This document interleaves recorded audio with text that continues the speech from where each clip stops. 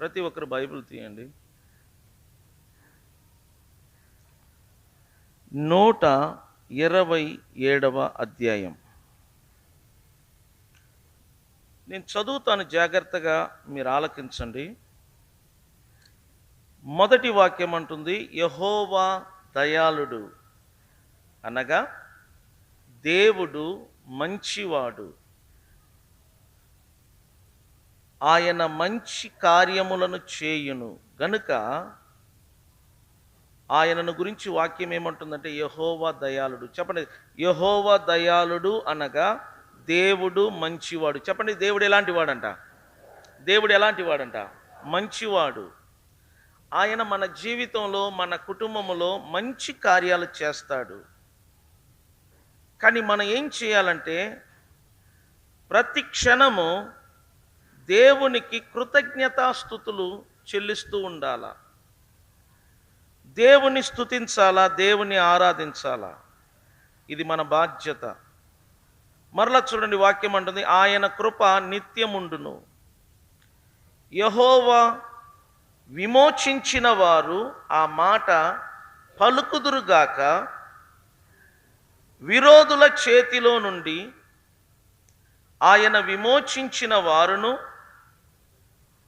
తూర్పు నుండి, పడమటి నుండి, ఉత్తరము నుండి, దక్షిణము నుండి, నానా దేశముల నుండి ఆయన పోగు చేసిన వారును ఆ మాట పలుకుదురుగాక.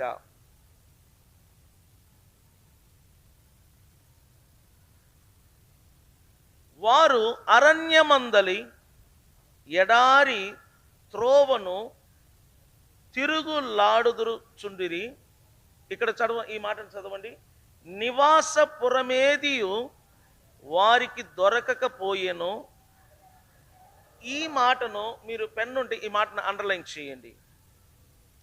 ఈ మాటను పెన్నుంటే అండర్లైన్ చేయండి. చూడు, బైబిల్ అంటుంది ఆకలి దప్పుల చేత వారి ప్రాణము వారిలో సొమసిల్లెను. వారు కష్టకాలమందు యెహోవాకు ఏం చేశారంట? మొర్రపెట్టిరి. ఆయన వారి ఆపదలలో నుండి వారిని విడిపించెను. వారొక నివాసపురము చేరునట్లు చక్కని త్రోవను ఆయన వారిని నడిపించెను. ఆయన కృపను బట్టి నరులకు ఆయన చేయు ఆశ్చర్య కార్యములను బట్టి వారు యెహోవాకు కృతజ్ఞతాస్తుతులు చెల్లించుదురుగాక. ఏలయనగా ఈ మాటను కూడా అండర్లైన్ చేయండి. ఏలయనగా ఆశగల ప్రాణమును ఆయన తృప్తిపరచి ఉన్నాడు. ఆకలి గొనిన వారి ప్రాణమును మేలులతో నింపి ఉన్నాడు. ఈ మాటను అండర్లైన్ చేయండి. మీకు తెలుసా ఈ మాట ఎంత ఖరీదైనదో? సంగమ అర్థం చేసుకోండి, దేవుని మాట చాలా ఖరీదైనది.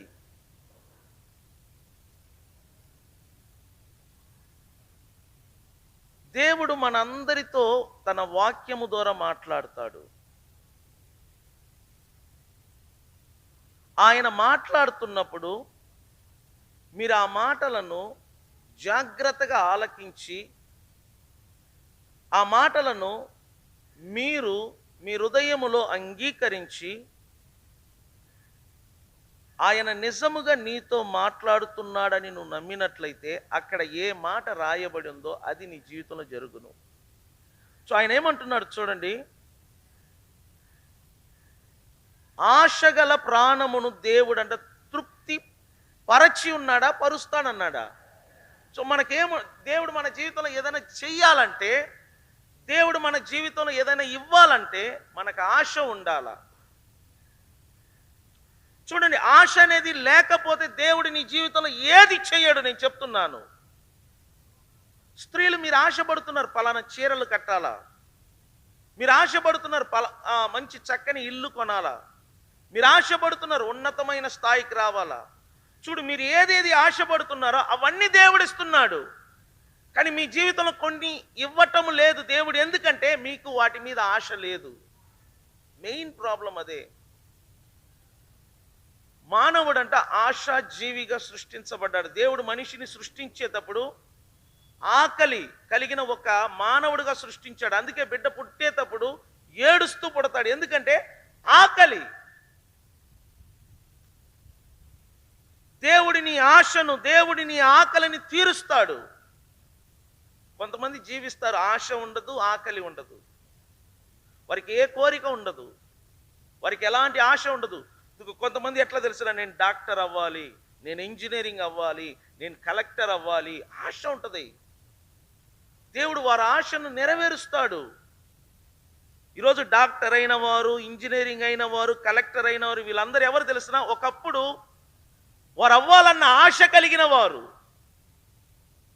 మీకు ఏ ఆశ లేదనుకోండి, ఏ కోరిక లేదనుకోండి, మీకు భవిష్యత్తు ఉండదు. నేను చెప్తున్నాను, మీ భవిష్యత్తులో మీరు ఏం అవ్వాలనుకుంటున్నారో ఈ రోజు నుంచి అది మీ కోరికగా, మీ ఆశగా మార్చండి. ఇదిగో మన చర్చి గొప్పగా కట్టబడాలి, మన చర్చికి అనేక మంది రావాలి, ఆ కోరిక కావాలా, ఆ ఆశ కావాలా, అప్పుడే చర్చికి జనాలు వస్తారు. సో అర్థం చేసుకోండి, దేవుడు ఎవరు అనగా మన ఆశ గల ప్రాణమును ఏం చేస్తాడంట, చెప్పండి, ఏం చేస్తాడంట? తృప్తి పరుస్తాడా, తృప్తి పరచి ఉన్నాడా?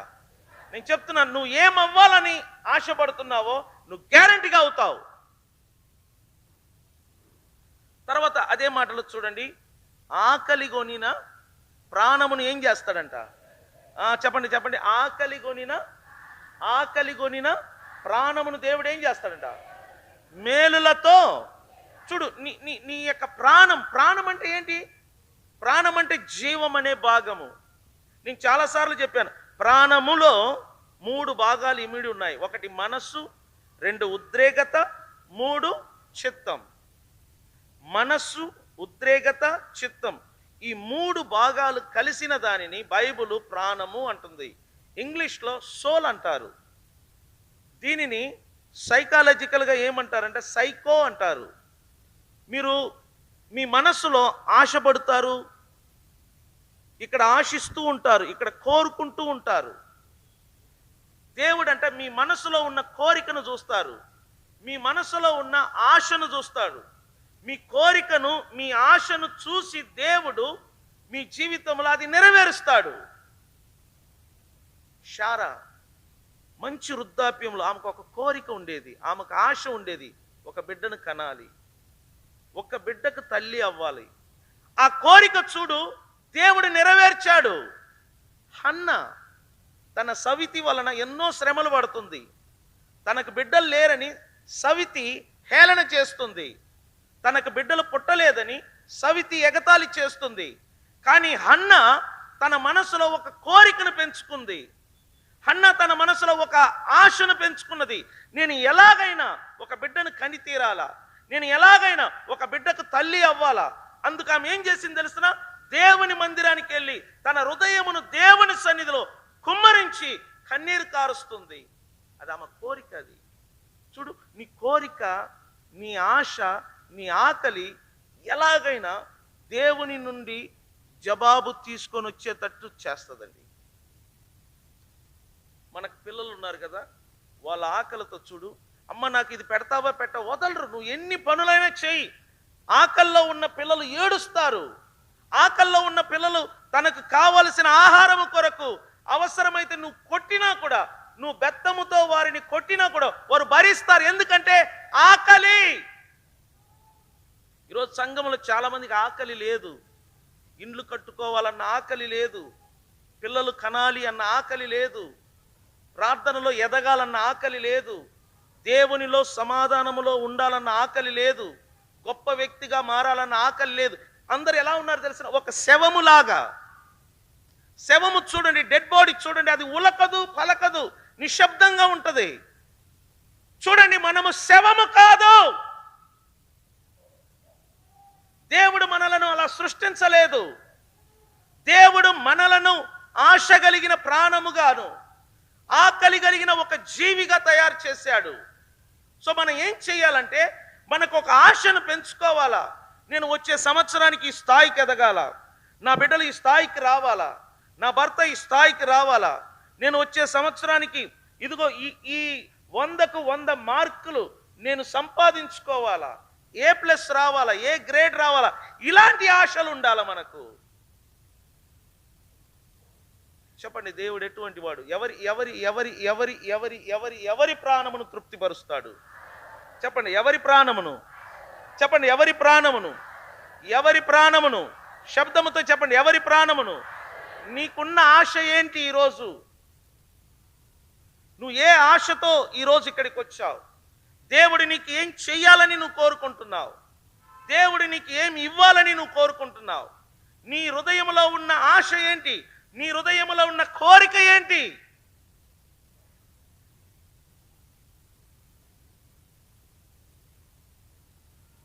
మీరు అడగొచ్చు, నాకు ఇది కావాలా, దేవుడిస్తాడా? నేను చెప్తున్నాను, అది నీ ఆశగా ఉంటే, అది నీ కోరికగా ఉంటే దేవుడిస్తాడు. ఎందుకంటే దేవుడు మంచివాడు, దేవుడు దయాళుడు. నువ్వు ఏది అడుగుతావో అదే ఇస్తాడు, నువ్వు ఏది కోరుకుంటావో అదే ఇస్తాడు.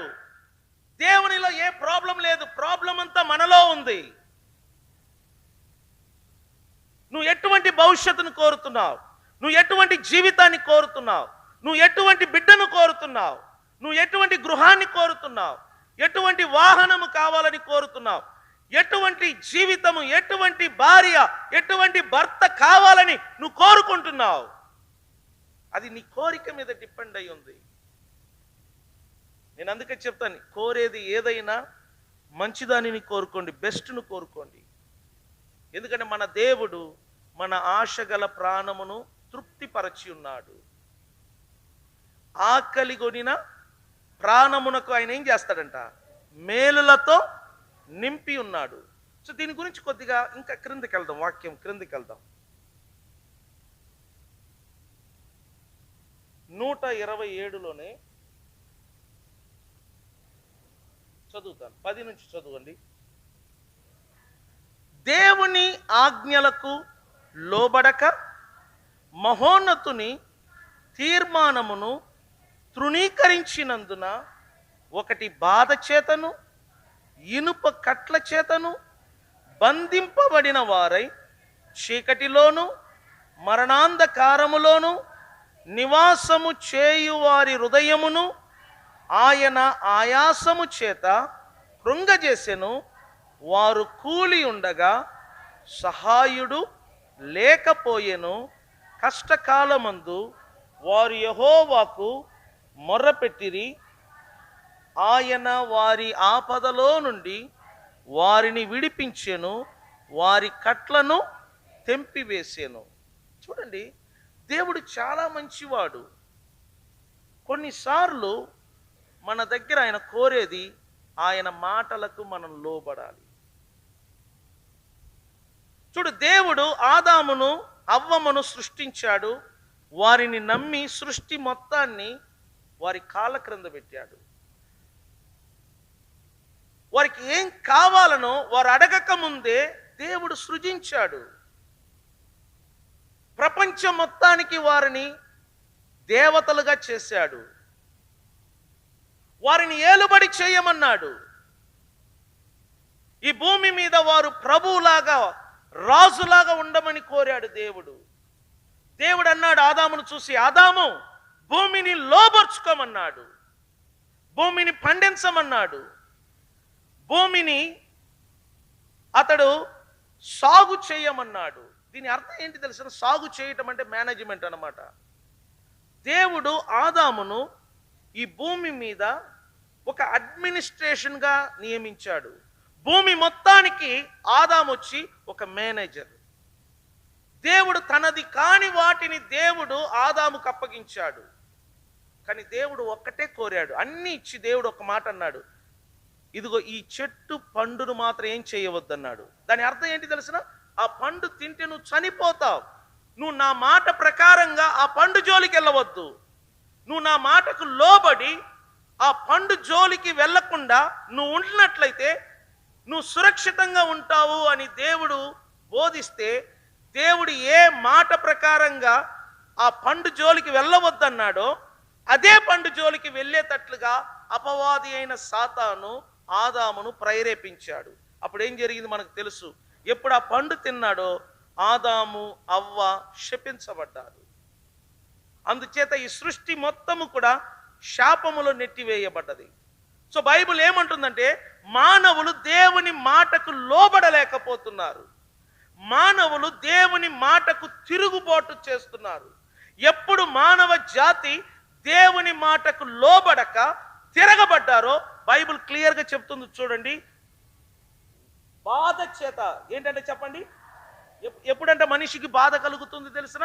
మనుషులు ఎప్పుడు దేవుని ఆజ్ఞల మీద తిరుగుబాటు తరం, దేవుని మాటకు ఎప్పుడు మనుషులు లోబడరో వెంటనే దేవుడు వారిని బాధ చేతను ఇనప కట్ల చేతను బంధింపబడిన వారు. కొన్నిసార్లు చూడు, మనము మనలనే బంధించుకుంటాం, ఒంటరిగా ఉంటాం, ఏకాత్మగా ఉంటాం. నేను చెప్తున్నాము, దేవుని యొక్క మాటకు మనం లోబడకపోతే ఖచ్చితంగా మనకు బాధ కలుగుద్ది. దేవుని మాటకు మనం తిరుగుబాటుతనము చూపించినట్లయితే దేవుడు మనలను బంధించి చీకటి గదిలో ఉంచుతాడు. ఆయన ఏమంటున్నాడు చూడండి, ఒకసారి చదవండి. ఒకసారి, బాధ చేతను ఇనుప కట్ల చేతను బంధింపబడిన వారై చీకటిలోను మరణాంధకారములోను నివాసము చేయు వారి హృదయమును ఆయన ఏం చేశాడంట? చెప్పండి, ఆయన ఏం చేశాడంట? ఆయన ఏం చేశాడంట? ఆయాసము. చూడు, బాధ, ఆయాసము, బాధ, ఆయాసము. ఇప్పుడున్న కరోనాకు సూచనలు ఈ రెండే. కరోనా వచ్చిన వారికి సూచనలు ఆయాసము కదా. నేను చెప్తున్నాను, బాధ. కొన్నిసార్లు లోపల స్త్రీలు బాధపడుతూ ఉంటారు. కొంతమంది స్త్రీలు ఇటు భర్తను గురించి బాధపడతారు. కొంతమంది స్త్రీలు వాళ్ళ అత్త మామను గురించి బాధపడతారు. కొంతమంది స్త్రీలు పిల్లల గురించి బాధపడతారు. కొంతమంది పురుషులైతే భార్యను గురించి, వారు చేస్తున్న వ్యాపారం గురించి, వారు వెళ్తున్న మార్గమును గురించి ఏదో ఒక బాధ ఇక్కడ వెంటాడుతుంది.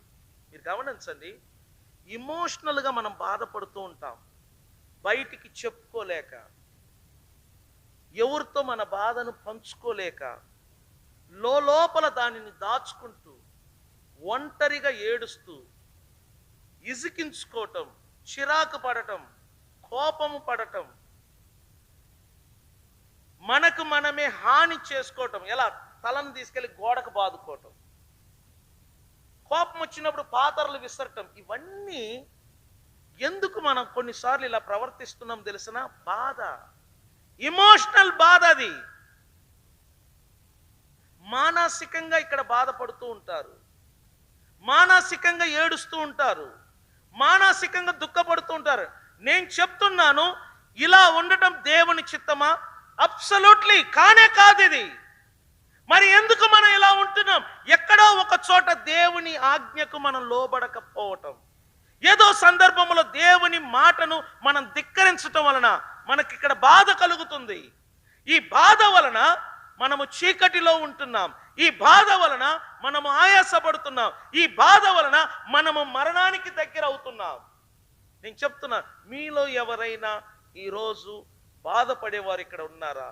మీ బాధను తీసి పక్కన పడాయి. ఈ బాధ మిమ్మలను మరణానికి సమీపముగా నడిపిస్తుంది.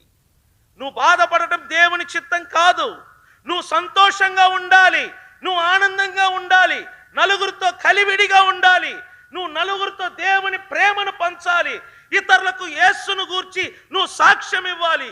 ఇదేనండి నీ పట్ల దేవుని చిత్తం. నువ్వు బాధపడటం, నువ్వు ఆయాసపడటం, నువ్వు చిరాకుగా ఉండటం, నువ్వు కోపపడటం, ఇది దేవుడు నీ పట్ల ఆయన కలిగిన ఉద్దేశమే కాదు. నువ్వు ఎక్కడో ఏదో ఒక చోట దేవుని ఆజ్ఞకు లోబడకపోవటం, ఏదో సందర్భంలో దేవుని మాటకు ధిక్కరించటం వలన ఈరోజు నువ్వు ఇమోషనల్గా బాధపడుతున్నావు.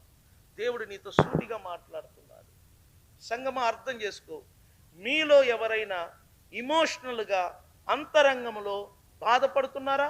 మీ బాధను తీసివేయండి, మీ దుఃఖమును తీసివేయండి, దేవునికి లోబడండి, దేవునికి నిన్ను నువ్వు సమర్పించుకో.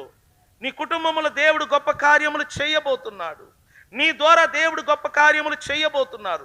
నిన్ను చూసి ఎందరు అసహించుకుంటున్నారో, నిన్ను చూసి అబ్బాయి ఈ వ్యక్తి ఇలాంటి వ్యక్తి అని ఎంతమంది నిన్ను చూసి అయ్యో అంటున్నారో, వారందరూ సిగ్గుపడినట్లుగా, వారందరూ ఆశ్చర్యపడినట్లుగా దేవుడు నీ జీవితంలో ఒక మార్పును తీసుకొని రాబోతున్నాడు. నువ్వు చేయవలసిన పని ఒకటి, నిన్ను నువ్వు పూర్తిగా యేసుకు సమర్పణ చేసుకో. నెక్స్ట్ మాట, నెక్స్ట్. కష్టకాలమందు వారు యెహోవాకు మొర్రపెట్టిరి, ఆయన వారి ఆపదలలో నుండి వారిని విడిపించెను, వారి కట్లను తెంపివేసెను. ఆగండి, 17 నుంచి చదువుదాం. బుద్ధిహీనులు ఎవరంట? అందరు చదవండి, అందరు చదవ. ఈ మాట చక్కని మాట, అందరు చదవండి. ఎవరంట? ఎవరంట? బుద్ధిహీనులు. బుద్ధిహీనులు దాని అర్థం ఏంటంటే, అందరు చదవండి అని అర్థం. బుద్ధిహీనులు తమ తమ నాకు వినపడట్లా. తమ తమ ఎవరు ఎవరు ఎవరు? బుద్ధిహీనులు తమ దుష్ట ప్రవర్తన చేత, తమ దోషము చేతను ఏం తెచ్చుకొందురు? ఏం తెచ్చుకుందురు? ఎవరైనా మనల్ని బాధ పెడుతున్నారా? మనకు మనమే బాధ తెచ్చుకుంటున్నామా? చూడు, బుద్ధిహీనులు అంటే ఫూల్ అంటారు, బుద్ధి లేనివారు. ఈ బుద్ధి లేనివారు తమకు తామే బాధను తెచ్చుకుంటారంట. పైన మనం చూసాం, దేవుని మాటకు లోబడకపోవటం, ఆయన ఆజ్ఞలకు లోబడకపోవటం, ఆయన కోరికలు, ఆయన చిత్తం మన జీవితంలో నెరవేరునట్లుగా ఆయన కోరితే మనం దానికి తిరుగుబాటుతనంగా ఉండటం వలన మనకు బాధ కలుగుతుంది. ఇక్కడ చూస్తే బుద్ధిహీనులు తమ దుష్ట ప్రవర్తన వలన. బుద్ధిహీనులు ఎలాంటి వారు తెలిసిన? దుష్ట ప్రవర్తన కలిగి ఉంటారు. వారి జీవితంలో దోష క్రియలను మనం చూడవచ్చు. ఈ బుద్ధిహీనులు తమ దుష్ట ప్రవర్తన వలన, దోష క్రియలను బట్టి తమకు తామే బాధ తెచ్చుకుంటారు. ఒకరు తేవలసిన పని లేదు.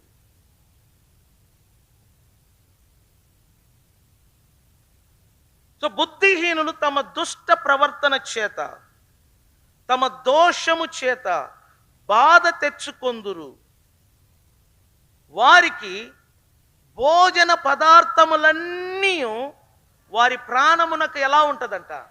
చూడు, కొన్నిసార్లు ప్లేట్ విసురుతాము, ఆడవాళ్ళు కూడా.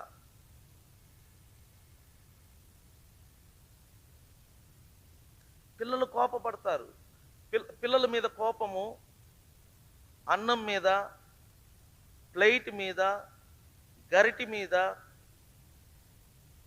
ఎందుకంటే మనకు అసహ్యం పుడుతుంది ఆహారం మీద. నేను అన్నం తినను. ఎన్నిసార్లు మనము అన్నం మాని ఉంటాం చెప్పండి. ఇది ఆడవాళ్ళకు ఉంటుంది. నేను సీరియస్గా ఆడవాళ్ళకు చెప్తున్నాను. మీరు కరెక్ట్గా ఉంటే మీ కుటుంబం కరెక్ట్గా ఉంటుంది. మీరు కరెక్ట్గా లేకపోతే మీ కుటుంబం దెబ్బతింటది, మీ పిల్లలు దెబ్బతింటారు, వారి భవిష్యత్తు బాగుండదు.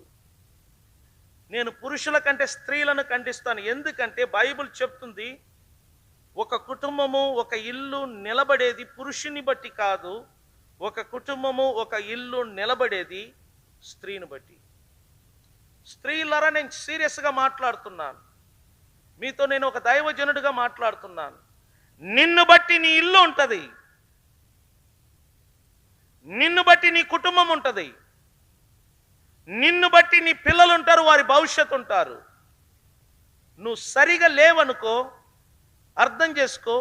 సామెతలు 14:1 వాక్యం చెప్పినట్లుగా 3 రాళ్ళు కట్టిన ఇంటిని ఏం చెయ్యను అంట. చూసారా, 3 రాళ్ళు అంటే బుద్ధి లేని స్త్రీ.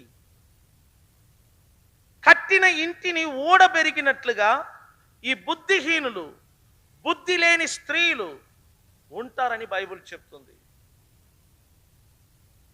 ఆదాము దెబ్బతింటానికి మెయిన్ కారణం భార్య. ఆదాము దేవుని ముందు దోషిగా నిలబడుటకు కారణం భార్య.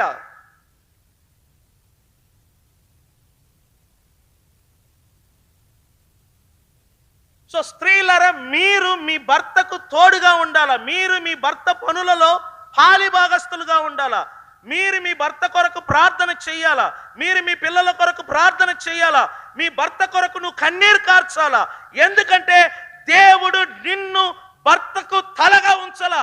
దేవుడు నిన్ను నీ భర్తకు సాటిగా ఉంచాడు. ఇప్పుడు నేను చేసే పనిలో సుని అడ్డుగోడగా ఉంటే నేను చేయలేను.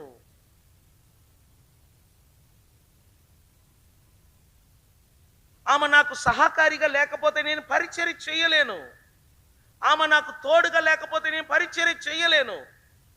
సో ఆమె నన్ను అర్థం చేసుకోవాలా, నేను ఆమెను అర్థం చేసుకోవాలా. మేమిద్దరం ఒకరిని ఒకరు అర్థం చేసుకుంటే నేను చెప్తున్నాను, ఈ లోకములో ఉన్నతమైన కుటుంబముగా నిలబడుద్దండి. ఎప్పుడు ఒకరిని ఒకరు అర్థం చేసుకోమో అప్పుడు చూడండి కుటుంబం పతనం అవుతుంది, కుటుంబం దెబ్బతింటది. అందుకే నేను చెప్తున్నాను, బుద్ధి లేని వారుగా మనం ఉండకూడదు, బుద్ధి కలిగిన వారుగా మనం ఉండాలా.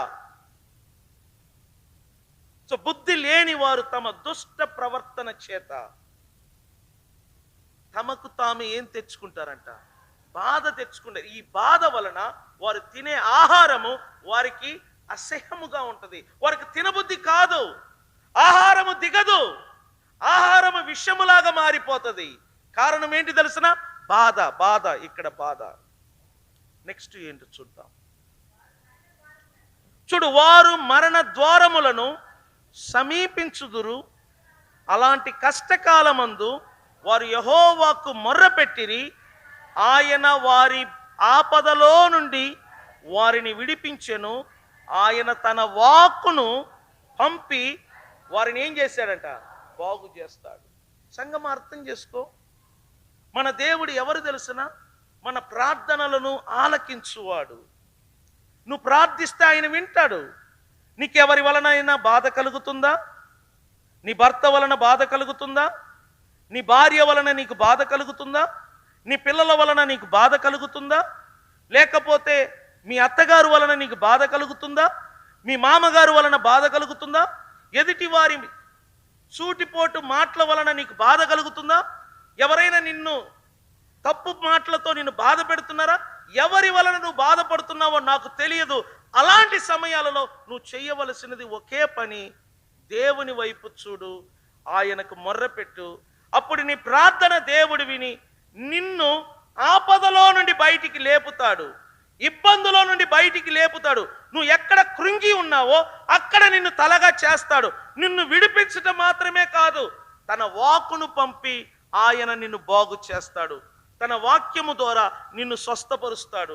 సంగమ అర్థం చేసుకో, మనము బాధపడటం దేవుని చిత్తం కాదు, మనము ఏడవటము దేవుని చిత్తం కాదు, మనము దుఃఖపడటము దేవుని చిత్తం కాదు. చూడండి, ఒక్కొక్కరి మనస్తత్వాలు ఒక్కొక్క రకంగా ఉంటుంది. ఇది నేను అర్థం చేసుకున్నాను సింపుల్గా. చూడండి, ఈ మనకు తెలుసు కదా, పంచదార తీయగా ఉంటుంది, అలాగనే ఉప్పు ఎలా ఉంటుంది? ఉప్పగా ఉంటుంది. ఓకేనా? కాకరకాయ ఎలా ఉంటుంది? చేదుగా ఉంటుంది, దాని టేస్ట్ అది.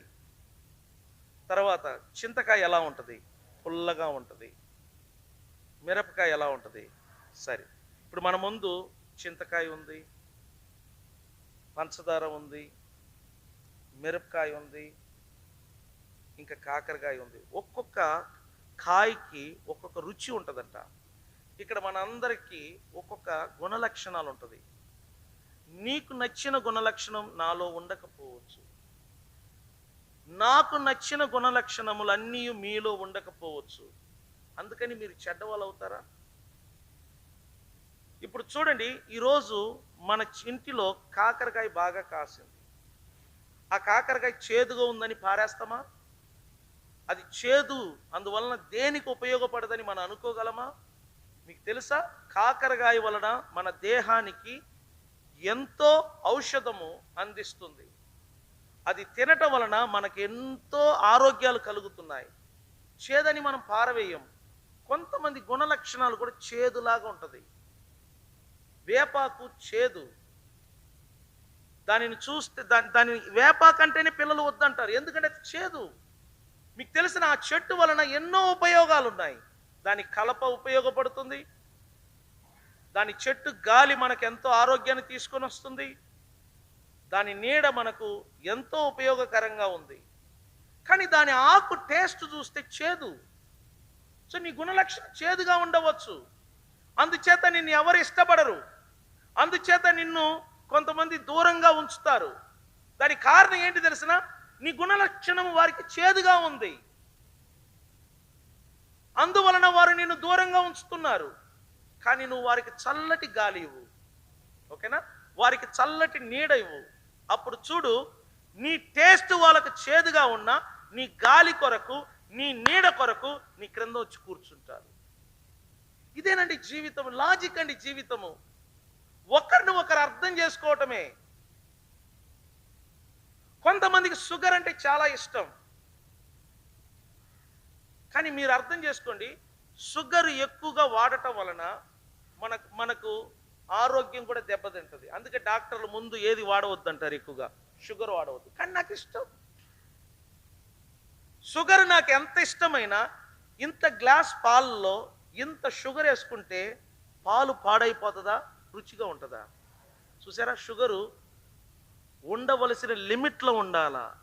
షుగర్ లిమిట్ ఎక్కువైందనుకోండి, దానిలో ఉన్న రుచి కూడా ఏమవుతుందంట, పాడవుతుందంట. కొంతమంది మంచితనం కూడా ఇలాగనే ఉంటుంది. మీరు చూడండి, ఇక్కడ ఒక్కొక్క పిల్లల మనస్తత్వాలు ఒక్కొక్క రకంగా ఉంటుంది. మీరేమీ లేదు, వీళ్ళ క్యారెక్టర్ను కనిపెట్టు, వీళ్ళ మనస్తత్వాన్ని గుర్తించుకో, వారి విషయంలో నువ్వు జాగ్రత్తగా ఉండు. కొంతమంది చిన్నదానికి పెద్దదానికి కోపపడుతూ ఉంటారు. వాళ్ళ క్యారెక్టర్ అది. ఎట్లా అంటే ఒక పచ్చి మిరపకాయ లాగా తగిలిన వెంటనే సుర్ర అంటది. అందుకని మిరపకాయ వద్దంటామా? కానీ ఎంత తీసుకోవాలనో అంతవరకు దాన్ని మనం ఏం చేసుకోవాలా.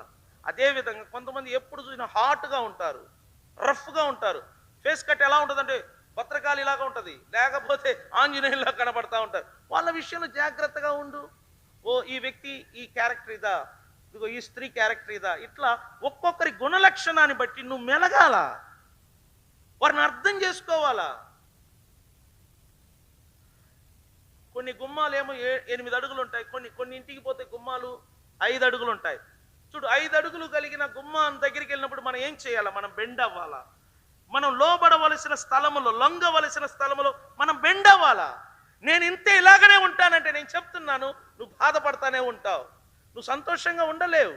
అందరితో కలిసి ఉండాలా, మనము అందరితో ఏకం అవ్వాలా. ఇవన్నీ మనము బైబిల్ ద్వారా నేర్చుకోవాలండి. నేను చెప్తున్నాను, ప్రపంచం నా కోసం దేవుడు సృష్టించలా.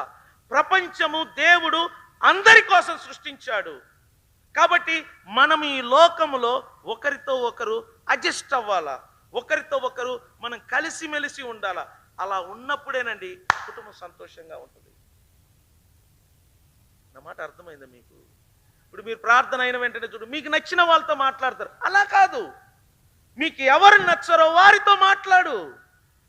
నీకు ఎవరి ఇష్టం ఉండదో వారి దగ్గరికి వెళ్ళు. ఎవరు నిన్ను అసహ్యించుకుంటున్నారో వారి దగ్గరికి వెళ్ళు. అప్పుడు చూడు, మార్పు వస్తుంది. సంఘం అర్థం చేసుకొని, ఇక్కడ ఉన్న వాళ్ళందరూ మంచి వాళ్ళే. ప్రతి వ్యక్తి వారిలో ఏదో ఒక మంచి గుణలక్షణం ఉంటుంది. కానీ మనము అడ్జస్ట్ కాకపోవటం వలన మనం బాధపడుతున్నాం, మనం దుఃఖపడుతున్నాం. ఎందుకంటే బుద్ధిహీనత అంటే ఏంటి తెలిసిన? ఫూల్ అంటారు ఇంగ్లీష్లో. వారు ఎలా బ్రతకాలనో వాళ్ళకి తెలియదు, ఏ విధంగా జీవించాలనో వాళ్ళకి తెలియదు. అందువలన ఎప్పుడు చూసినా శ్రమ పడుతూ ఉంటారు, ఎప్పుడు చూసినా కష్టపడుతూ ఉంటారు. నేను చెప్తున్నాను, అలా ఉండకూడదు. మనం అందరితో కలిసి కట్టుగా ఉండాలా. సంఘం అంటే ఏంటి తెలిసిన? అనేక మంది కలిసిన గుంపుని ఏమంటారు చెప్పండి? సో సంఘం అంటే ఒంటరిగా ఉండదు. సంఘములో అన్ని రకాలైన క్యాస్ట్ ఉంటారు. సంఘములో అన్ని రకాలైన మనస్తత్వం కలిగిన వారు ఉంటారు. వీళ్ళందరినీ కలుపుకొని జీవించటం అన్నమాట. కష్టం, చాలా కష్టం, చాలా కష్టం.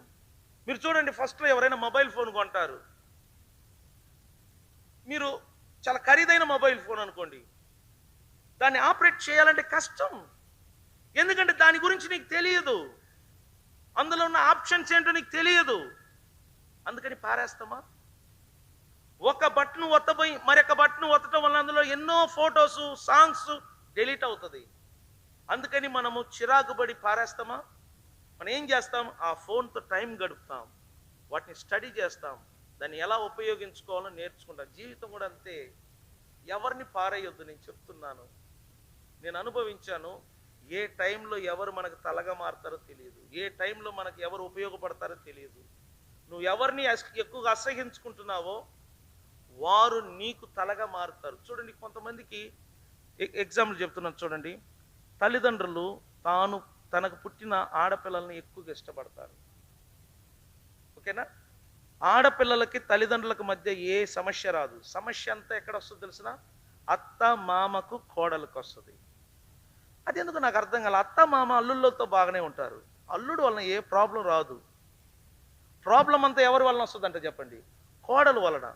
ఇక్కడ చూడండి, ఒకవేళ అత్త మామ కోడల్ని అసహించుకుంటారు, నేను చెప్తున్నాను, అలాంటి వారికి కోడలను దేవుడు తలగా చేస్తాడు. ఒకవేళ కొన్ని కుటుంబాలు ఎట్లా ఉంటుందంటే, అత్త మామ కోడలను అసహించుకున్నట్లుగా కోడలు అత్త మామను కూడా అసహించుకోవచ్చు. కానీ కొన్నిసార్లు ఆ అత్త మామలను కోడలకు తలగా దేవుడు చేస్తాడు. నేనేమంటున్నానంటే, కుటుంబం అంటే ఏంటి తెలిసిన? దేవుడు నిర్మాణం చేసిన ఒక గ్రూప్ అండి అది. నేను సోలిపోతే ఆరోగ్యంగా ఉన్నవారు నాకు సహాయపడతారు. ఓకేనా? అర్థమవుతుంది కదా? ఇప్పుడు చూడండి, మీ అమ్మ నాన్న సోలిపోయారనుకో, మీ పిల్లలు మిమ్మల్ని ఆదుకుంటారు. ఇట్లా మనం ఒకరిని ఒకరు డెవలప్మెంట్ చేసుకోవాలా, ఒకరికొకరు మనం తోడుగా ఉండాలా. నేను అందుకే చెప్తాను తెలిసిన, నా వాల్యూ నీకు తెలియాలంటే, లేకపోతే మీ వాల్యూ నాకు తెలియాలంటే, నేను ఏదో ఒక విషయంలో దెబ్బతినాలా. ఇప్పుడు నేను సునీతను అసహించుకుంటున్నాను అనుకోండి, ఎందుకంటే ఆమె నా భార్య, ఆమెను ఎన్నన్నా నన్ను ఏమనదు, పట్టించుకోదు, నేను అసహించుకుంటున్నాను. సడన్గా నాకేదో ఒక జబ్బు వస్తుంది, ఓకేనా, ఏదో ఒక రోగం వస్తుంది, అప్పుడు నన్ను ఎవరు చూస్తారు చెప్పండి? మాట్లాడండి. ఎవరు చూస్తారు? ఎవరు చూస్తారు? మీకు ఒక విషయం చెప్పానా? ఎందుకు నాకు జబ్బు వచ్చింది తెలిసిన? నా భార్య వాల్యూ ఏంటో నేను తెలుసుకోవాలంటే దేవుడు నాకు ఒక జబ్బు పెడతాడు.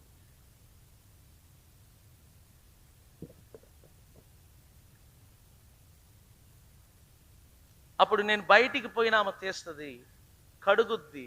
అప్పుడు నేను ఆలోచిస్తాను, ఈమెను ఇంతగా అసహించుకున్నాను, ఈమెను ఇంతగా నేను తిట్టాను, ఈమెను నేను ఇంతగా కొట్టాను, ఈమెను నేను ఎంతగానో బూతులు ఆడాను.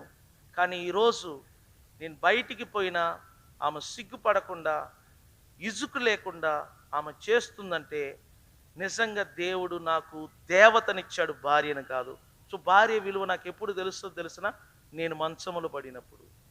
సేమ్ అట్లాగనే కోడలి విలువ అత్త మామకి ఎప్పుడు తెలుసా? అత్త మామ వీక్గా ఈ మంచములో ఉన్నప్పుడు, కోడలు పరిచర్య చేస్తున్నప్పుడు. అందుకేనండి కుటుంబంలో దేవుడు ఈ యొక్క అన్యోన్య సహవాసాన్ని పెట్టాడు. సో పోయిన సంవత్సరం మాకు జ్వరం వచ్చినప్పుడు ఒకరికొకరు సహాయపడ్డారు. నేను ఎంత ఆశ్చర్యపోయినాను. చూడు, ఫోన్లలో అడగటం, ఫోన్ చేసి విచారణ చేయటం, బంధువులు ఫోన్లు చేయటం, మీరు ఎలా ఉన్నారని అడగటం, దూరంగా ఉన్న మా పట్ల వారు చూపిన ప్రేమను నేను అర్థం చేసుకున్నాను. ఇటు మేమిద్దరం జ్వరంలో ఉన్నప్పుడు ఇటు అమ్మగారు కానీ, ఇటు చెల్లి కానీ, ఇటు చందు కానీ, చందు వాళ్ళ అమ్మగారు కానీ, వీళ్ళందరూ చేసిన పరిచర్య నాకు అర్థమైంది, మనుషుల వాల్యూ ఏంటో.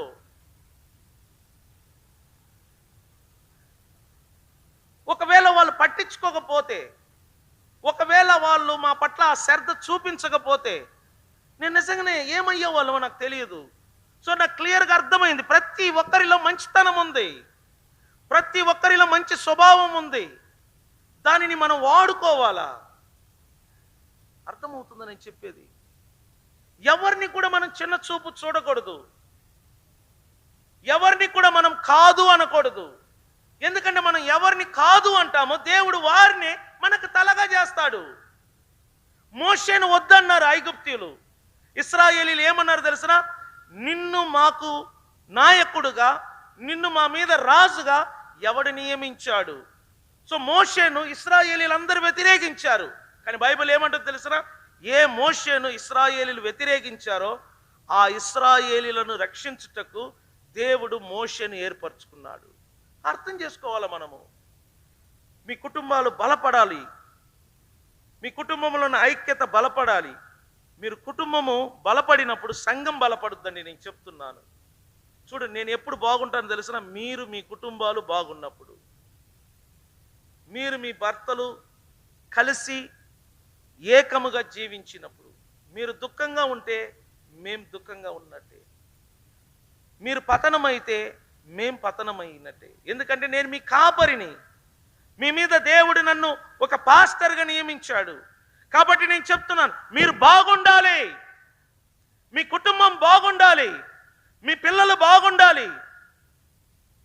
ఇదిగోయ్యా మీరు చెప్పే వాక్యం వలన నా పిల్లల్లో మార్పుని నేను చూశాను, నా భార్యలో మార్పు చూశాను, నా భర్తలో మార్పు చూశాను, నా కోడల్లో మార్పు చూశాను, మా అత్త మామల్లో మార్పును చూశాను. వారు నోటి మాటలతో సాక్ష్యం చెప్పాలా? అర్థం చేసుకో. మనం బుద్ధిహీనులము కాదు, బుద్ధిమంతులము. బుద్ధిహీనులు తమకు తామే ఏం తెచ్చుకుంటారంట? బాధను తెచ్చుకుంటారు. ఆ బాధ వలన కుటుంబం మొత్తం సఫర్ అవుతుంది. ప్రతి ఒక్కరిని ప్రేమించండి. నీతో ఉన్నవారిని ప్రేమించు, నీ ప్రక్కన ఉన్నవారిని ప్రేమించు, నీ స్నేహితులను ప్రేమించు, నీ రక్త సంబంధులను ప్రేమించు. వారికి ప్రాముఖ్యతను ఇవ్వండి, వారిని ఆహ్వానించండి మీ ఇంటికి. నేను చెప్తున్నాను, తోబుట్టువులు, మీ మీ చెల్లెలను, మీ అక్కలను ఇంటికి పిలువు. నేను లాస్ట్ వీక్ చెప్పాను, మగవాళ్ళకు నేను చెప్తున్నాను, మీకు అక్క ఎవరైనా ఉంటే, చెల్లి ఎవరైనా ఉంటే వారికి ఫోన్ చేసి రేపు పండక్కి ఇంటికి పిలువు, వారికి బట్టలు పెట్టు, వారిని బాగా చూడు. మీరు అడగొచ్చు ఎందుకని? రేపు నీకేదైనా అయితే వాళ్ళే నీ పక్షంగా ఉంటారు. నీ భార్య అంటది, వాళ్ళు పిలిస్తే ఖర్చు అవుతుంది, వాళ్ళు పిలిస్తే మనకు అప్పులు అవుతుంది. కొన్నిసార్లు వారిని పక్కన పెట్టండి. నేను చెప్తున్నా, నీ తోబుట్టువులను పిలవండి.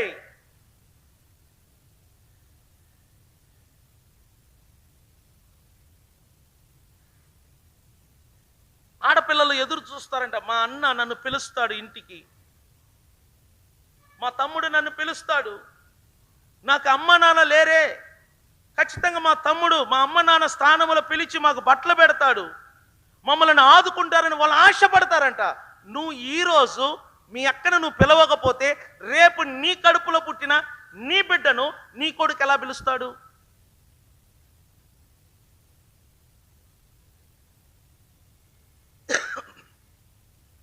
నీ చెల్లిని నువ్వు పిలవకపోతే రేపు నీ కడుపులో పుట్టిన బిడ్డను నీ కొడుకు ఎలా చూస్తాడు?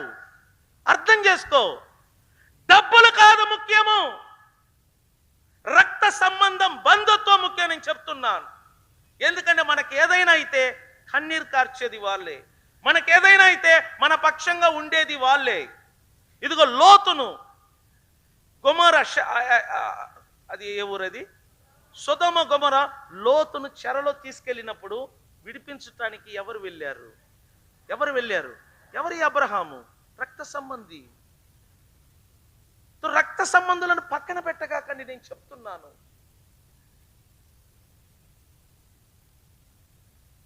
నీకు ఆశ ఉండాలా? నేను అడుగుతున్నాను, ఎంతమంది మీ అమ్మ నాన్నకి బట్టలు పెట్టారు పండగకి? చెప్పండి. మీ పిల్లలకు బట్టలు తీసుకున్నావు కదా? ముసల వయసులో ఉన్న మీ అమ్మకు బట్టలు పెట్టావా? నువ్వు బట్టలు పెట్టనప్పుడు ఎందుకు నీకు బ్రతుకు? నీ సంపాదన ఎవడికి కావాలా? నీ తల్లికి బట్ట పెట్టావా? నీ తండ్రికి బట్టలు పెట్టారా? నీ తోబుట్టువులకు బట్టలు పెట్టావా? నువ్వు అర్థం చేసుకో. ఎంతవరకు భార్య పిల్లలు వీళ్ళేమవుతారు?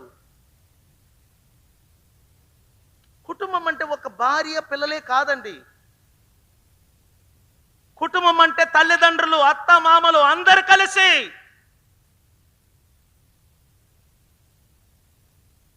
నేను చెప్తున్నాను, కుటుంబం అనేది తల్లి, తండ్రి, అత్త, మామ అందరూ ఉండాలా.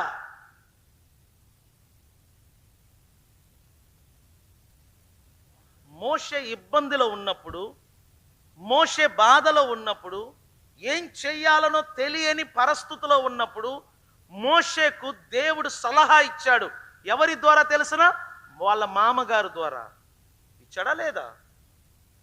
వాళ్ళ మామగారు యాజకుడు.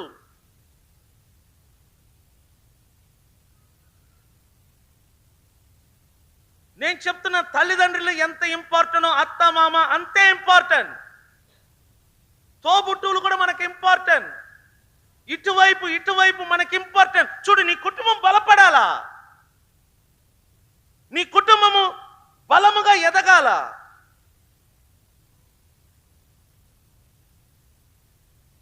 లేకపోతే సంఘము దెబ్బతింటదండి. సంఘం దెబ్బతింటానికి మెయిన్ కారణం ఏంటి తెలిసిన? కుటుంబాలు దెబ్బతింటున్నాయి. ఐక్యత లేక, ప్రేమ లేక. ఈ ప్రేమ ఎప్పుడు వస్తుంది తెలిసిన? ఇక్కడ దేవుని ఆత్మ వాక్యము ద్వారా మనతో మాట్లాడుతున్నప్పుడు ఆయన వాక్యము ద్వారా మనతో మాట్లాడుతున్నప్పుడు చూడండి, కొంతమందికి ఇక్కడ ప్రేమ ఉండదు. ఈ ప్రేమ అనేది ఎప్పుడు మారుతుంది తెలిసిన? ఆయన తన వాక్కును పంపి మనలను బాగు చేసినప్పుడు. ప్రేమ ఇక్కడ కుమ్మరించబడుతున్నప్పుడు ఆ ప్రేమలో స్వార్థం ఉండదు, అందరినీ ప్రేమిస్తుంది. అది నిజమైన ప్రేమ. ఆ ప్రేమలో కపటం ఉండదు, ఆ ప్రేమకు స్వార్థం ఉండదు, ఆ ప్రేమకు నీది నాది అన్న భేదం ఉండదు. నేను చెప్తున్నాను దేవుని బిడ్డలారా, మీరు ఎదగాలి అంటే ఇక్కడ ప్రేమ కుమ్మరించబడాలి. ఇక్కడ ఎప్పుడు ప్రేమ కుమ్మరించబడుతుందో నువ్వు సమానముగా చూస్తావు, నువ్వు సమానముగా అందరిని ప్రేమిస్తావు. గతించిన వారములో ఈ ఫస్ట్ న్యూ ఇయర్ కానీ లేక క్రిస్మస్ ఇవన్నీ తొలగిపోయాయి. ఇదిగో మీ ముందు హిందువుల పండుగ ఒకటి ఉంది. ఇది మంచి అవకాశం. అర్థమవుతుందా? ఏ అవకాశం? ఏం చేసుకోవటానికి? అరిసెలు చేసుకోవటానికి. నువ్వు ఈ పండగలో నువ్వేం చెయ్యాలా? ఎవరిని పిలవాలా? కొంతమంది నవ్వట్లే ఇక్కడ. ఆడవాళ్ళు లెక్కేస్తున్నారు. వామ్మ చీరకి. నేను చెప్తున్నాను పిలవండి. మీరు పిలవండి. వాళ్ళు తిరిగి పోయేటప్పుడు మిమ్మల్ని మీరు ఏమీ లేదని మీరు కనీసం 100 రూపాయలు చీర మీ అక్కకి తీసి, నీ వలన కాదా? 100 రూపాయల చీర నీవు తీయలేని దిక్కులేని పరిస్థితిలో ఉన్నావా? నువ్వు తీసిచ్చే ఆ 100 రూపాయల చీర వలన నిన్ను చూసామా ఎంత కన్నీరు కారుస్తుందో తెలిసిన? తల్లిదండ్రులు పోగొట్టుకున్న ఆడపిల్లలు మగవాళ్ళ వైపు నేను చెప్తున్నా. మగవాళ్ళు మిమ్మల్ని నేను చెప్తున్నాను, మీరు సరిగా లేరు. మీ తోబుట్టువులను మీ ఇంటికి తీసుకురండి. ఒకవేళ నీ భార్య ఒప్పుకోకపోతే నా దగ్గరికి తీసుకురండి. నేను వాళ్ళకి ఎక్కడ వార్నింగ్ ఇస్తాను. సీరియస్గా మాట్లాడుతున్నాను. నీ తోబుట్టువును నువ్వు తీసుకురావటం నీ భార్యకి ఇష్టం లేకపోతే నా దగ్గరికి వచ్చి చెప్పు. బల్లారాధన రోజు మామూలుగా ఉండదు.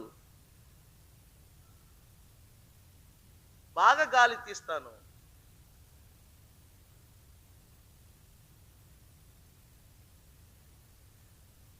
మీరు మీ ప్రేమను ప్రక్కన వారికి సాటింప చేయండి. వాళ్ళకు తెలియచేయి. నీ ప్రేమ ఏంటో తెలియచేయి.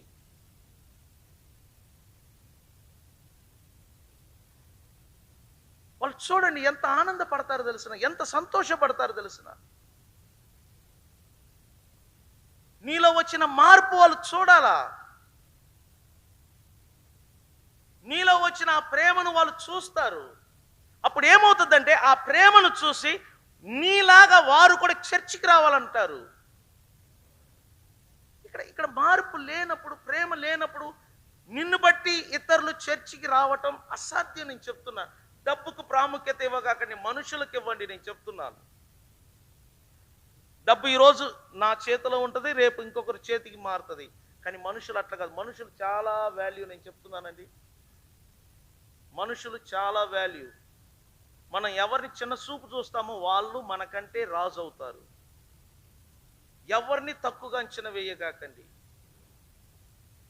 ఈరోజు నువ్వు తలగా ఉండవచ్చు, రేపు వారు తల అవుతారు, నువ్వు తోక అవుతావు. నేను అందుకే చెప్తున్నాను, బుద్ధిహీనత వలన కొందరు ఏం చేశారంట, తమకు తాము ఏం తెచ్చుకుంటున్నారు. దేని చేత చెప్పండి? దేని చేత? మాట్లాడండి. దేని చేత మాట్లాడండి? దేని చేత? అరే గట్టిగా మాట్లాడండి. దేని చేత? నాకు అనిపించింది, పండగలు ఎందుకు వస్తున్నాయి తెలిసిన, ఇట్లా అందరూ ఒకసారి కూడుకోవటం ఎంత ఆనందం, చాలా హ్యాపీగా ఉంది. అందరు కలిసి ఉంటే ఎంత ఆనందంగా ఉంది తెలుసా.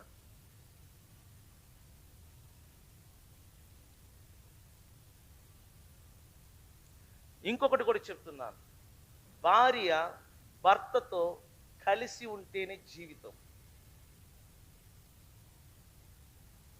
మరలా చెప్తున్నాను, ఎవరితో ఉండాలా చెప్పండి? ఎవరితో? భార్య ఎవరితో ఉండాలా? మాట్లాడండి. భార్య ఎవరితో ఉండాలా? అరే రే రే, దీంట్లో చాలా అర్థాలు ఉన్నాయి. మాట్లాడండి. భార్య కంఠస్థ వాక్యాలకి చెప్పండి, భార్య ఎవరితో ఉండాలా? కానీ మరొకరితో ఉంటే దాని అర్థం వేరు. నీ భర్తతో నువ్వు ఉండకపోతే నువ్వు బ్రతకటం కూడా చనిపోవటమే మేలు నా దృష్టిలో. నీ భర్త దుర్మార్గుడై ఉండవచ్చు, నీ భర్త పనికిరానాడై ఉండొచ్చు, ఎవడైనా సరే నీకు భర్త అతను గనుక అతనితో కలిసి ఉండటమే మంచిది నీకు. అది లేని జీవితం చూడు, రేపు నీ భవిష్యత్తు ఎలా ఉంటుందో తెలుసునా? నేను చెప్తున్నాను, ఈరోజు రాసి పెట్టుకో. నీ భర్తతో నువ్వు సమాధానం పడకపోతే, నీ భర్తతో నువ్వు ఏకం అవ్వకపోతే నీ భవిష్యత్తు, మొన్న పండగ రోజు పారేసిన ఇస్తరాకులను కుక్కలు పీక్కొని తిన్నట్టుగా నీ పరిస్థితి ఉంటుంది. ఆ స్థితి రాకముందే నువ్వు మారు మనసు పొంది నీ భర్తతో ఏకమవ్వు. నీ భర్తతో సమాధాన పడు.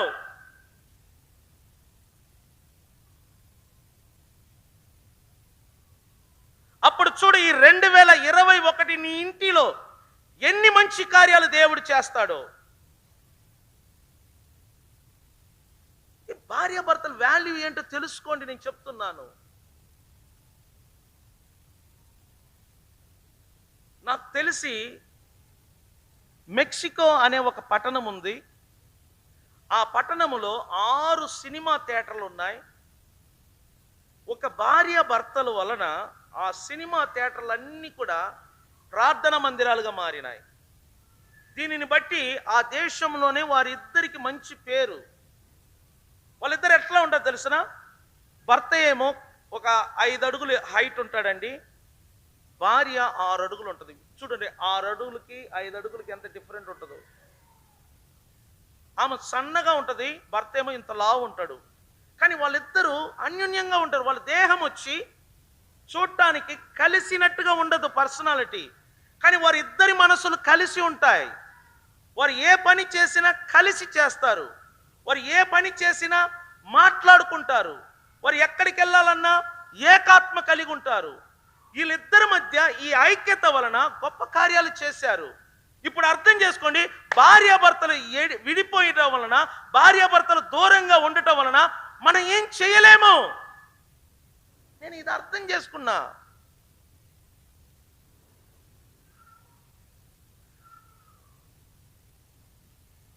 సో నా లైఫ్ బాగుండాలంటే నేను భార్యతో బాగుండాలా, నా భవిష్యత్తు బాగుండాలంటే నేను భార్యతో బాగుండాలా, నేను అనుకున్నవన్నీ జరగాలంటే నా భార్యతో నేను బాగుండాలా. ఎందుకంటే నాకు తోడు నీడగా, నాకు సహకారిగా ఉండాలని దేవుడు నాకు భార్యనిచ్చాడు. ఇది అర్థం చేసుకోవాలి ప్రతి పురుషులు. అదేవిధంగా స్త్రీలు కూడా అర్థం చేసుకోవాలా. భర్త లేకుండా భార్య ఒక్క అడుగు కూడా ముందడుగు వెయ్యలేదు. నేను చెప్తున్నాను, కనీసం రాబోయే మంచి రోజులైనా నీ భర్తతో ఏకమవు. నాకు తెలుసు ఇక్కడ గర్వం అనేది ఒకటి ఉంటుంది, ఇక్కడ అహంకారం అనేది ఒకటి ఉంటుంది. అది కలవనీదు. అది భర్తనే కాదు, ఎంతటి వాణ్ణైనా సరే చీపుగా చూసే గుణలక్షణం ఇక్కడ ఉంటుంది. దాన్ని గర్వం అంటారు, అహంకారం అంటారు. దానిని యేసు నామమున తీసివేసి సమాధానపడు నీ భర్తతో. ఈ కొత్త సంవత్సరములో నీ కుటుంబంలో దేవుడు మేలు చేయుటకు సిద్ధంగా ఉన్నాడు. నువ్వు సమాధాన పడకపోతే పిల్లలు దెబ్బతింటారు, వారు దేనికి పనికిరాని వారు అవుతారు. రేపు వారికి పెళ్ళి అవుతుంది, వారికి భార్యలు వస్తారు. అప్పుడు వాళ్ళ మధ్య ఏదైనా తేడా జరిగినప్పుడు నువ్వు మాట్లాడావంటే అప్పుడు నీ కోడలో నీ అల్లుడు అంటారు, భర్తతో కాపురం చేయని నువ్వు నాకు సలహా చెప్తున్నావా? అప్పుడు నువ్వు విషం తాగి చావాలనుకున్నా నీకు సావు రాదు. నేను అందుకే చెప్తున్నాను, ప్రాణం పోక మునుపే 2021లో జనవరి దాటి పోవటానికి ముందే నీ భర్తతో నువ్వు సమాధాన పడాలా. ఇది దేవుడు నీతో సూటిగా మాట్లాడుతున్నాడు. నీకు తెలుసు దేవుడు నీతో మాట్లాడుతున్నాడు. ఇక చాలు, ఇక చాలు. బుద్ధిహీనులు తమకు తామే ఏం తెచ్చుకుంటారంట? చెప్పండి, బుద్ధిహీనులు తమకు తామే ఏం తెచ్చుకుంటారు? ఆ స్థితి ఇక చాలు. 2021 దేవుడు నీ కుటుంబంలో గొప్ప కార్యాలు చేయాలనుకుంటున్నాడు. నీ పిల్లల విషయంలో, నీ కుటుంబ విషయంలో. దానికి నీ క్యారెక్టర్, నీ గర్వము, నీ అహంకారము అడ్డుగా ఉందని దేవుడు నిన్ను హెచ్చరిక చేస్తున్నాడు. వాటిని తొలగించు. నిన్ను నువ్వు పూర్తిగా యేసుకు సమర్పణ చేసుకో. అప్పుడు ఆయన తన వాక్యమును పంపి నిన్ను ఏం చేస్తాడంట? బాగు చేస్తాడు. అప్పుడు కూడా నువ్వు ఆయన వాక్యానికి లోబడకపోతే అప్పుడు నిన్ను తీసుకెళ్లి చీకటి గదిలో ఉంచుతాడు, మరణ ద్వారమునకు సమీపములో ఉంచుతాడు. నేను చెప్తున్నాను, దేవుడు మనతో మాట్లాడుతున్నాడు. మన కుటుంబ బంధువులు, మన యొక్క రక్త సంబంధాలు, సంఘ బలము బలపరచబడుటకు దేవుడు మనతో మాట్లాడుతున్నాడు.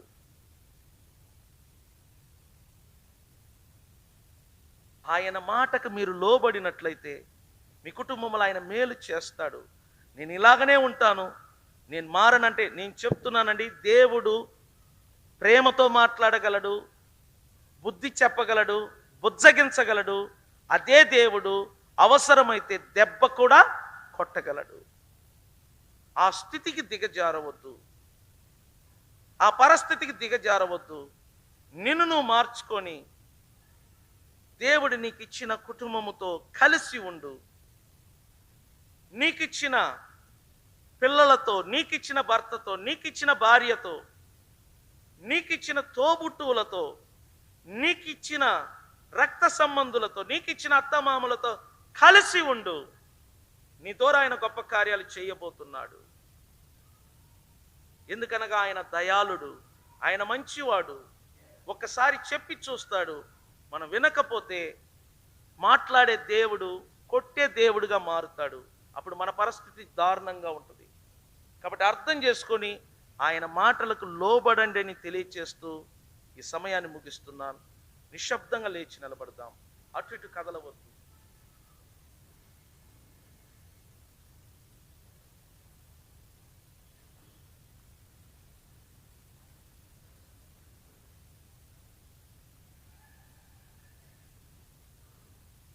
ఉన్న చోటు అలాగనే నిలబడి కన్నులు మూసుకొని ఇదిగో వాక్యంలో చూసాం, వారి ఆపదలలో యెహోవాకు మొర్రపెట్టగా ఆయన వారి మొరను విని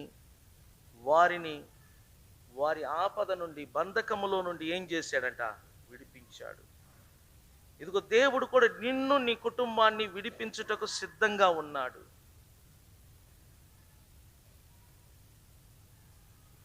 దేవుడు నిన్ను, నీ కుటుంబాన్ని విడిపించుటకు సిద్ధంగా ఉన్నాడు. నువ్వు మొర్రపెట్టితే, నువ్వు అడిగిన వాటికంటే, నువ్వు ఊహించిన వాటికంటే నీ జీవితంలో గొప్ప కార్యాలు చేయుటకు దేవుడు సిద్ధంగా ఉన్నాడు. నువ్వు అడిగినట్లయితే, నువ్వు ఏది ఆశపడతావో అదే దేవుడు నీకు ఇస్తాడు. నువ్వు ఏది కోరుకుంటావో దేవుడు అదే నీకు ఇస్తాడు.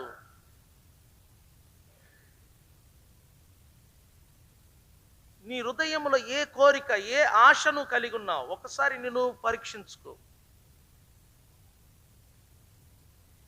నువ్వు ఎలాంటి ఆశ కలిగి ఉన్నావు, ఎటువంటి కోరిక కలిగి ఉన్నావు? ఒకవేళ ఆశ లేకుండా, కోరిక లేకుండా ఇప్పటి వరకు నువ్వు జీవించావా? అలాంటి వారికి దేవుడు ఏ మేలు చెయ్యడు. నీకు ఒక ఆశ ఉండాల, కోరిక ఉండాలా. నేను ఒక మంచి ఇల్లు కట్టుకోవాలి, ఒక కారు కొనాలి, నా పిల్లలు డాక్టర్లు అవ్వాలి, ఇంజనీరింగ్ అవ్వాలి, కలెక్టర్ అవ్వాలి, ఇలాంటి ఆశలు ఉండాలా.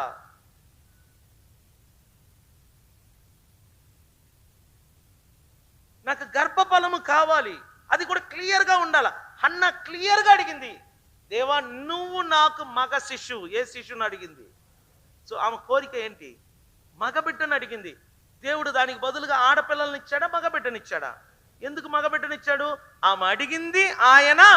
నేను చెప్తున్నా, నువ్వు ఏది అడుగుతావో అదే ఇస్తాడు.